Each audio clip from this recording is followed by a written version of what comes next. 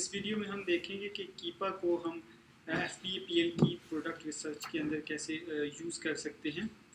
Basically product research के अंदर BSR की हिस्ट्री, उसकी प्राइस हिस्ट्री और बाय बॉक्स परसेंटेज, इन चीज़ों को देखना बहुत इम्पॉर्टेंट है। क्योंकि आप जो JS का एक स्क्रीनशॉट देखते हैं या हीलियम 10 का एक स्क्रीनशॉट देखते हैं जो आज बहुत अच्छे स्टैट्स हैं, तो लाजमी नहीं है कि आज जो 20,000 रेवेन्यू जनरेट कर रहा है वो पिछले 2-3 या पिछले 6 महीनों में ऐसा कंसिस्टेंट रहा है। ठीक है, तो उसकी कंसिस्टेंसी और उसकी ऊपर रिलायबिलिटी को देखने के लिए कीपा इज़ वेरी इम्पोर्टेंट। सो कीपा को कैसे यूज़ करते हैं और उसके ग्राफ को कैसे रीड करते हैं, लेट्स सी। कीपा की बेसिकली आपको एक्सटेंशन इंस्टॉल करनी होगी। आप यहाँ पे मेरे स्क्रीन में टॉप राइट में देख सकते हैं, ये कीपा मैंने ऑलरेडी इंस्टॉल किया हुआ है। तो जैसे कि मैंने पहले एक JS की वीडियो में भी बताया था कि आप JS की एक्सटेंशन कैसे इंस्टॉल कर सकते हैं, तो बिल्कुल इसी तरह आप अगर लेट्स सपोज कीपा की जो है वो एक्सटेंशन करना चाहते हैं तो आप लिखें कीपा क्रोम एक्सटेंशन। सो आप इस पर क्लिक करें तो यहाँ से आपको इसकी गूगल क्रोम की एक्सटेंशन इजीली अवेलेबल होगी।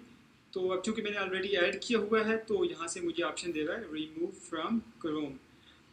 लेकिन जब आप लोग फर्स्ट टाइम कीपा को यूज़ कर रहे होंगे, फर्स्ट टाइम कीपा को इंस्टॉल कर रहे होंगे, तो उसके लिए आपने इसको ऐड टू क्रोम कर देना है।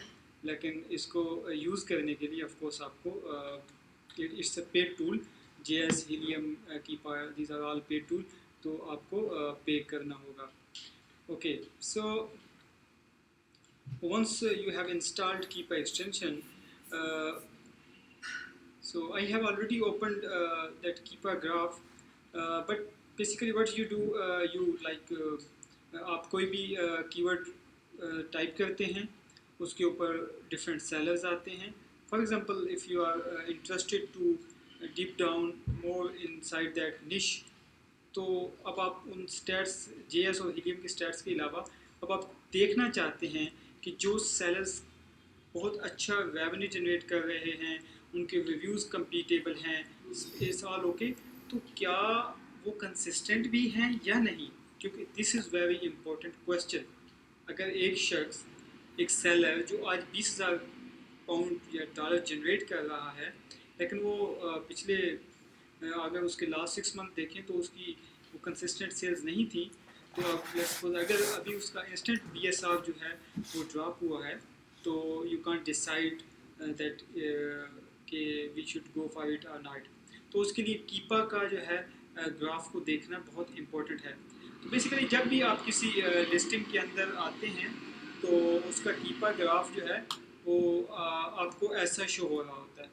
तो इसमें आप जो मेन फैक्टर्स हैं वो चूँकि BSR प्राइस वगैरह हैं, तो आप अगर लेट्स सपोज इट्स वेरी आप कह सकते हैं कि बहुत मैसी हुआ है यहाँ पे डिफरेंट ग्राफ, तो आप अननेसेसरी चीज़ों को चेक कर सकते हैं, अनचेक कर सकते हैं। लेट्स सपोज लिस्ट प्राइस को आप अनचेक कर दें और बाकी अमेज़ॉन कितना शेयर लेके बैठे आप लेट्स सपोज उसको भी वो अनचेक कर दें। तो अब ये जो पिंक कलर का है ये बेसिकली आपको बॉय बॉक्स बताता है, ठीक है। और इसके अलावा जो सबसे इम्पोर्टेंट है वो सेल्स रैंक है, ठीक है। This is BSR, best seller rank. ये बहुत से पैरामीटर्स पे डिपेंड कर रहा होता है, लेकिन इसका एक जो मेन पैरामीटर है जिस पे ये मैक्सिमम डिपेंड करता है वो इसका सेल वेलोसिटी है। तो हमें बेसिकली उन सेलर्स के अगेंस्ट जाना होता है जिनका BSR लो हो और कंसिस्टेंट हो। तो फॉर एग्जांपल ये एक योगा मैट की लिस्टिंग थी जो मैंने ओपन की, ठीक है। दो ही has a very good BSR, right. Like अगर आप अक्टूबर में देखें, अक्टूबर से दिसंबर तक, तो उसका 1500 से ऊपर BSR नहीं गया because he is the top player in this niche. So obviously he has a good BSR for a reason. But आप लेट्स सपोज आप किसी भी प्रोडक्ट को देखते हैं और उसका जो है लेट्स सपोज 1 दिसंबर का तो BSR अच्छा है, लेकिन आप उसके बैकेंड पे जाते हैं तो वो BSR शूट किया होता है, और 40,000 30,000 या 20,000 तक उसका BSR है, और वो भी कंसिस्टेंट नहीं है, कभी अप कभी डाउन। तो आप समझ जाएं कि that seller is not reliable to compete, क्योंकि उसकी अपनी सेल्स जो है वो कंसिस्टेंट नहीं है, वो खुद मार्केट में अपना शेयर नहीं बना पा रहा। तो या तो आप उसकी डिप डाउन करेंगे कि why that product has problem, okay. But that's basically insight कि आप इसका BSR देख के डिसाइड कर सकते हैं कि you should go for it और नॉट। तो दूसरा इसकी जो है वो अगर आप प्राइसिंग देखें, राइट, तो प्राइस बहुत इम्पोर्टेंट होती है। फॉर एग्ज़ाम्पल आज अगर मैंने एक जो है वो योगा मैट की अगर लिस्टिंग देखी है, उसकी प्रोडक्ट प्राइस जो है वो $20 है, राइट।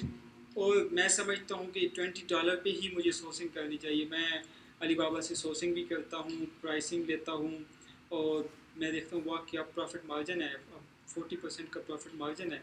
लेकिन जब आप उसका कीपर देखते हैं तो आपको पता चलता है कि इसने तो दिसंबर की सेल्स को कैश आउट कराने के लिए इसने अपनी प्राइस इंक्रीज़ की हुई थी। इसकी फॉर एग्जांपल लोएस्ट प्राइस तो 14.62 है, ओके। और आपने ये चीज़, अगर ये चीज़ नहीं देखते, आप उस पर सोर्सिंग करते हैं, तो ये तो अगले जनवरी के अंदर, फरवरी के अंदर ये तो अपनी प्रोडक्ट प्राइस अपनी औकात में ले आएगा। और आप तो कहाँ 40%, आप तो लास्ट में हो सकते हैं, लास्ट में चले जाएं।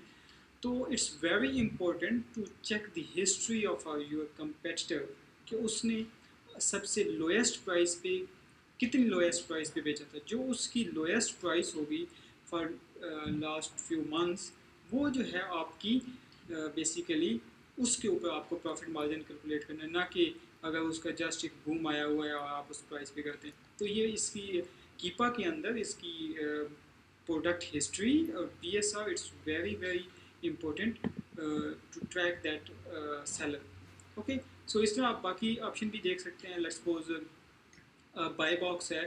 बाय बॉक्स बेसिकली इसका मेजर कंसेप्ट उस वक्त आता है जब आप की लिस्टिंग पे जो है वो मी टू सेलर्स होते हैं। फॉर एग्जांपल एक योगा मैट की लिस्टिंग है, उसके ऊपर 4 और 5 मी टू हुए हैं। तो नाउ अब जो कस्टमर है उसको नहीं पता कि इसके बैक एंड पे ऑर्डर किसको जाएगा। He just place an order. 5 sellers एक प्रोडक्ट को बेच रहे थे, एक लिस्टिंग के ऊपर अटैच थे, तो उसने ऑर्डर प्लेस कर दिया, राइट। उसने ऑर्डर प्लेस किया, तो अब उन 5 में से किसको ऑर्डर जाएगा ये डिसाइड करेगा कि अमेज़ॉन ने बाय बॉक्स किसको दिया हुआ है, ठीक है। जिसके पास बाय बॉक्स होगा उसको ऑर्डर उसको प्लेस होगा। अब बाय बॉक्स किसको जाएगा, ये अमेज़ॉन के जो है ना अपने कुछ फैक्टर्स हैं, लाइक बेस्ट परफॉर्मेंस होनी चाहिए, आपकी प्राइस बड़ी अच्छी होनी चाहिए। कुछ फैक्टर्स की बेस पे अमेज़ॉन जो है आपको बाय बॉक्स स्वैप करता रहता है, ठीक है। तो इसके अलावा अगर FPPL की आपकी अपनी लिस्टिंग है जिसके ऊपर कोई B2 नहीं है, तो तब भी पॉसिबल है कि 100% बाई बॉक्स आपके पास न रहे। उसकी वजह ये है कि जब आप उसकी बहुत सी वजूहत हो सकती हैं, लेकिन अगर बाजू बात आप बहुत इंस्टेंट जो है वो प्राइसिंग चेंज करते हैं, प्राइस से खेलते हैं, तो भी अमेज़ॉन आपको पेनलाइज करके आपका बाई बॉक्स जो है ना वो श्रिंक डाउन कर सकता है 95 90 और बात ज़्यादा ही जो है ना वो बिलो करता है। तो जब आपके पास बाई बॉक्स नहीं होता, दो आपके साथ कोई लिस्टिंग अटैच नहीं है, तब भी जो है आपके पास ऑर्डर आपको प्लेस नहीं कर पाता कस्टमर, राइट।